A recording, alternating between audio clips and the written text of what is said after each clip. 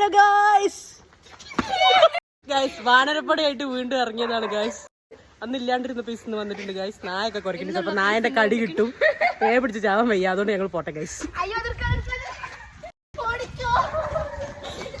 നമ്മളെങ്ങോട്ടാ പോകുന്നത്?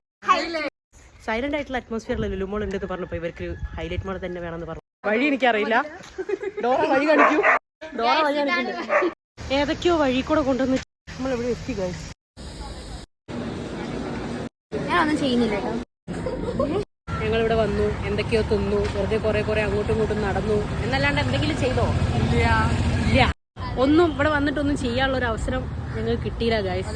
നാട്ടിലുള്ള ആൾക്കാർ മൊത്തം ഹൈലൈറ്റിലേക്ക് വന്നിരിക്കുകയാണ് ഗൈസ്. ഞങ്ങളും അതെ